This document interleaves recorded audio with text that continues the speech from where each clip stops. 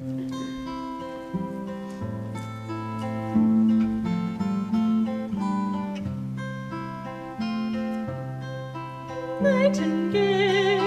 nightingale, sing of joy through the night.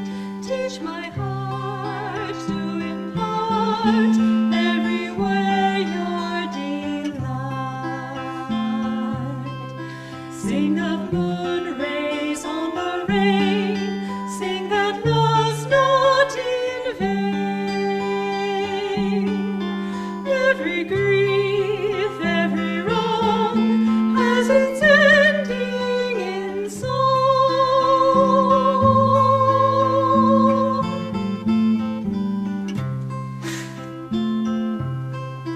Nightingale, nightingale, sing of joy through the night. Teach all men how to spin clouds of gloom into light. Without silence, what is song? Without night, where is dawn? Were it not for men's woes, who would smile at a rose?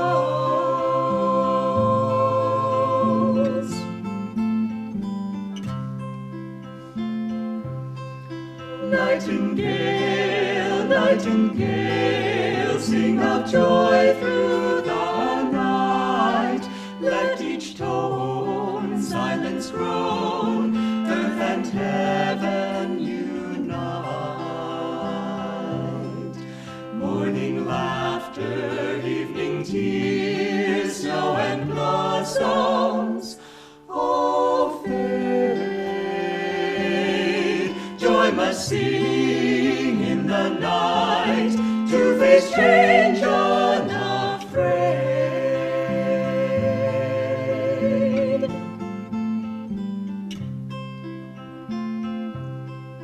Nightingale, nightingale, nightingale.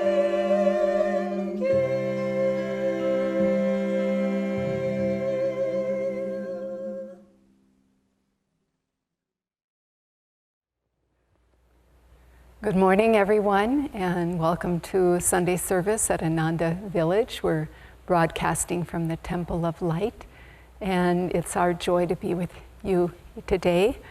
I'm Nayaswami Maria, and with me is Nayaswamis Ananta.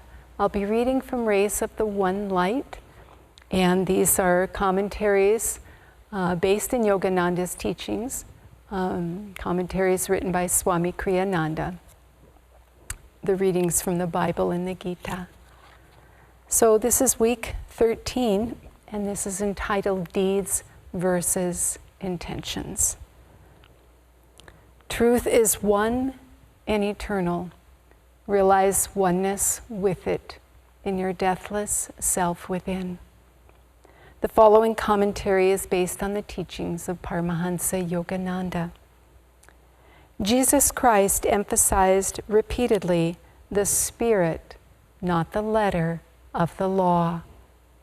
In chapter 5 of the Gospel of St. Matthew, he speaks of the sin of killing and of the legal punishment attendant on that sin, but says that more important than the act is the desire to kill and to do or to do harm. He shows that the sin of harmful desire goes beyond merely wanting to kill. My message to you, he said, is this: whoever is angry with his brother without cause already stands condemned. Whoever contemptuously calls his brother a fool shall answer for it to the Supreme Council. And whoever calls his brother an outcast of God shall be in danger of hellfire. Brother here means any human being. For all of us, in the highest sense, are brothers and sisters, children of our one Father, Mother, God. The true self of one is the self of all. To hurt another is, even if one doesn't realize it, to hurt oneself. Swami Kriyananda, in The Path, recalls an episode in which the master, Paramahansa Yogananda, revealed his sense of identity, even with the plants. One day, Kriyananda wrote, we were moving a delicate but rather heavy tropical plant into position on the hillside. Our handling evidently was too rough, for Master cried out, "Be careful what you are doing. Can't you feel it's alive?" To wish death to anyone, to wish even harm to another creature, is to deny in oneself the reality of that divine life of which all of us are manifestations. It is, in short, to deny the eternal truth proclaimed by the Bhagavad Gita in the 2nd chapter. This self is never born, nor does it perish. Once existing, it cannot ever cease to be. It is birthless, eternal, changeless, ever itself. It is not slain when the body is slain. Thus, through Holy Scripture, God has spoken to mankind. Om,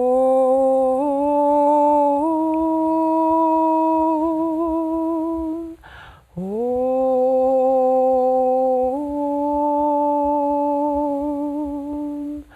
Om.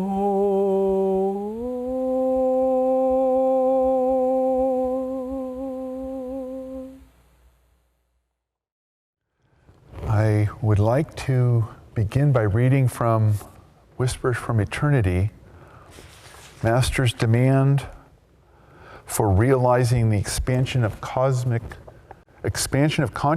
in the cosmic sound. Manifest thyself to me, O Father, as the light of reason and as the blaze of wisdom, as the breeze of amity and of self-expanding harmony. Manifest thyself through the song of atoms and electrons, whose music vibration encompasses the universe. Teach me to hear thy cosmic voice, which first commanded all vibration to begin, inspiring every pinpoint of creation to sing its own special melody. Oh, let me hear within me thy cosmic voice, so long hidden behind the hubbub of outer creation. Let my magic wand of meditation touch all sounds and melt them into the one cosmic sound of Om. Lo, how it courses o'er the earth, in the sky, and far out from earth to reach the stars.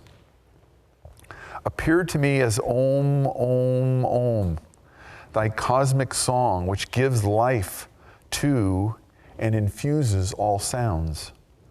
Every cell of my body, every nerve, every ripple of my thoughts now sings with thy great cosmic anthem, Om. I was trying to pick a Whispers from Eternity. It's a very difficult task. The entire book is appropriate to almost every topic, and so we settled on Master's prayer for cosmic consciousness. In the reading this week, Swami Kriyananda points out that Christ and Master and all the masters emphasize the spirit of the law and not the specific do's and don'ts, because the specific do's and don'ts are supportive of the spirit of creation. And man is constantly changing the law to accommodate things. I'm fairly certain that in a broadcast from Ananda.org, we have very few people that we're going to prevent from committing a murder later today. So I'm pretty sure on Do Not Kill is not going to be the foremost problem we're going to have this week. But the emphasis of the spirit of the law, the spirit of the cosmos, as moving us in the direction of realization. That's the essence of what Swami is referring to in the reading and the quote on the Bhagavad Gita. The problem that we're faced with is, in a generic sense, Maya, delusion, and we are hypnotized into thinking, I am this body, I am this, the qualities of this body or this mind, I am smart, I am dumb, I am this ethnicity, I am this wealth category, I am these things that in the dream movie appear to be real, but in the realm of spirit, they're unreal. In the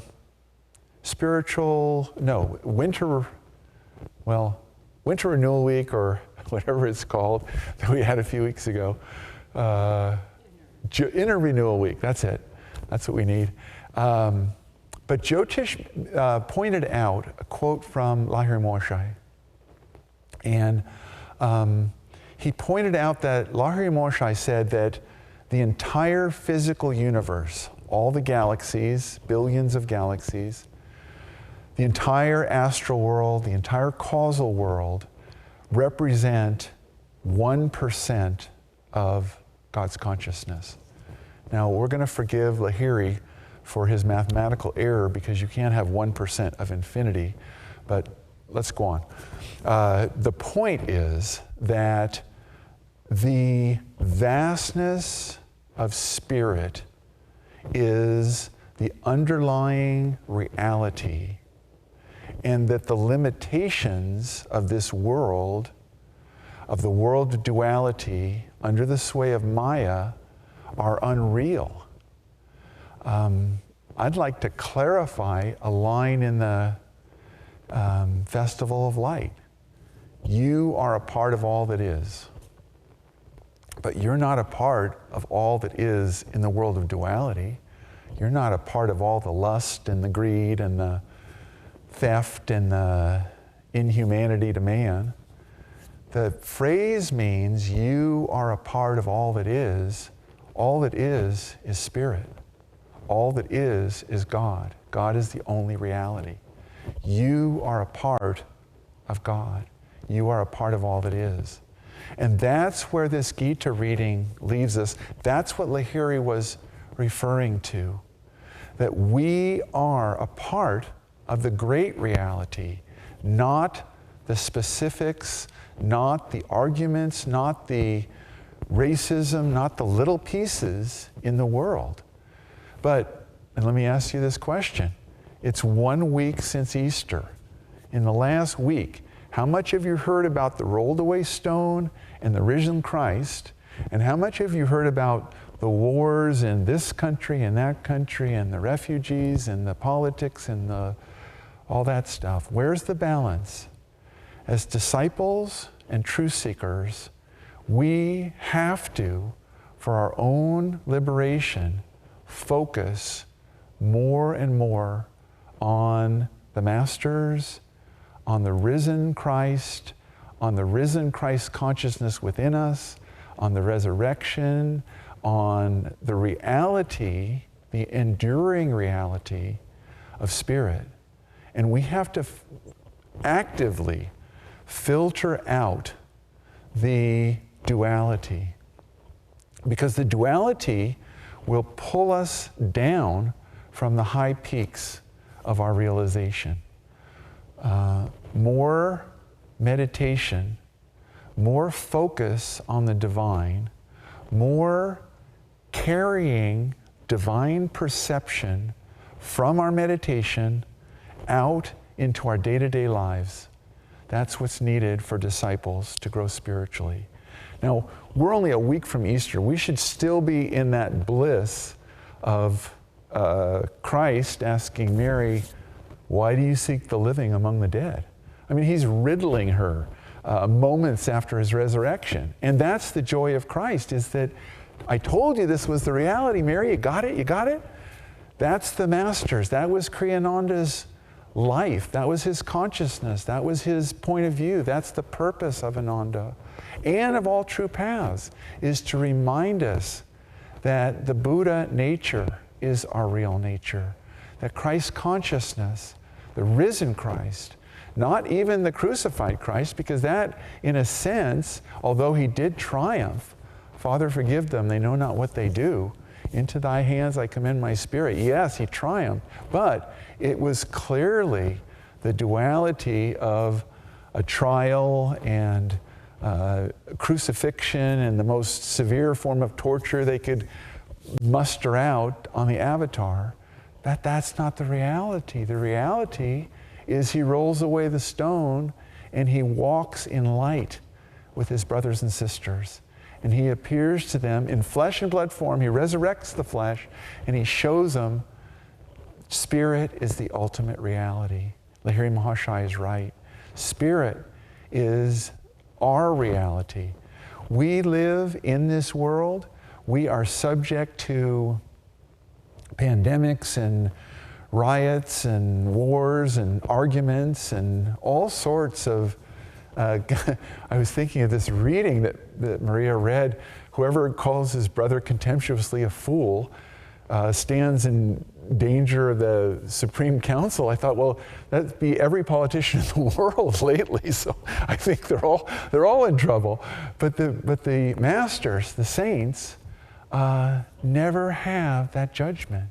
I never heard Kriyananda utter a judgment. I heard him make observations in light of the Spirit. And he was shockingly attuned to things that were so far from our physical realm of experience. Swamiji would make comments on the directions that nations were taking, the directions that people were taking, governments and law and business, and he would make them just casual observances, because he saw everything through the filter of spirit, because that's what Yogananda taught him to do, and that's the way the masters see it. That's the way Christ saw it. That's the way Lahiri Mahashaya sees it. And that's the way that we have to see it.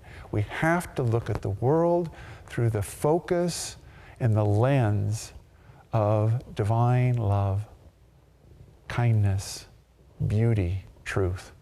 Now, it's spring in California right now, and so you are going through the forest and suddenly there's a plum tree in bloom that some farmer planted 100 years ago, and there's a pink blossom, and there's a wildflower, and there's beauty all around us. The disciple's job is to pick out that beauty, understand that it reflects Mother's love, and in that love, recognize it within yourself, recognize it in the world around us, recognize it as the presence of the divine, and then carry on. In every person that we meet, we don't need to analyze their political beliefs, their economic status, their education level, their job security, whatever that is. Those are all fine within their own realm. But the reality of it is, you are the Spirit. You have no birth, you have no death. Fire cannot burn it, wind cannot dry it. That's the reality. As disciples, as truth seekers, we need to follow that and push it up on our daily calendar as things I need to do today. The meetings, great, and the Zoom meetings and all that stuff, absolutely great. But begin with meditation. Close your eyes to the world of duality for an hour, whatever. Practice the techniques that bring you into Om, that bring you into Hong Sa, I am spirit, that bring you into your own Buddha nature, that bring you into your center of light and divine love. Meditation is concentration on some aspect of the infinite, of the divine, love, joy, peace. Practice that. And then try to carry it out into the world and see little bits of light, sometimes very, very faint, amidst the screaming and the hubbub of the creation, as Paramahansa Yogananda said in the Whispers from Eternity. Beyond the hubbub is the love of God. It's the love of friends. It's the love of masters for their disciples. A little lower, it's love for people, for one another. A little lower, it's love for your pet animals. A little lower, it's love for your baseball team or whatever it is. But it's still, it's love. It's kindness. It's underneath there. The saints, the disciples, you, me, all of us, we need to keep our eye on the prize. And the prize is self-realization. It's divine love. 8 years ago, on April 21st, Kriyananda left the body. That's coming up for the 8th anniversary in a couple of weeks, week and a half. A very amazing thing happened that day. I was with the Ananda village residents. Swami Kriyananda dropped the body in Assisi, Italy. And we could feel that the little body that Kriyananda sustained, the little casing that semi-contained the joy, the consciousness, had dropped. And it was like, to many of us, that the body, the casing was broken. And so Kriyananda, the consciousness, just expanded throughout the entire universe. You could feel him from the village. You could feel it filling up North America, South America, Africa, Europe, Asia, the entire planet. And I thought, wow, this is very interesting. We checked with our brothers and sisters in India, Nayaswamis Ananta. She said, I felt the exact same thing. Kriyananda dropped the shell, and so he was everywhere. We are everywhere. Another thing that Jyotish mentioned in Inner Renewal Week is that we don't attain samadhi today because we're not ready for the shock of omnipresence. That's the way Master put it. Our job as disciples is to get ready for the shock of omnipresence. Kriyananda was thoroughly ready for the shock of omnipresence. I think he was just sticking around to help us. And then when it was done, the body was outlived its life, it dropped it and expanded into omnipresence. We are omnipresence. We are not born when the body is born. We do not die when the body dies. We live in light.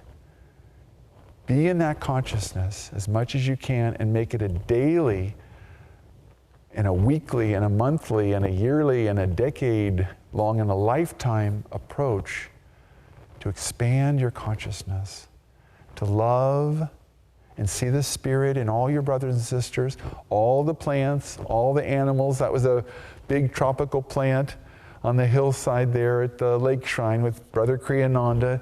And Master saying, can't you feel it's alive? Plants, animals, bugs, COVID-19, all life, all different forms, all different functions. But behind it is spirit. Behind it is love. Live in that love. Practice the techniques. Practice with the gurus and call on the gurus. The gurus see clearly. the universal reality. Remember that Lahiri said that from his own experience. He said this entire world is just 1% of what's out there because he was a master. He knew what's out there, in here, and everywhere. Be there. Practice tuning into them. Do your practices, whatever your path, tune into your Guru and feel that love. Feel the risen, resurrected consciousness that Christ exhibited and all the masters exhibit. God bless you.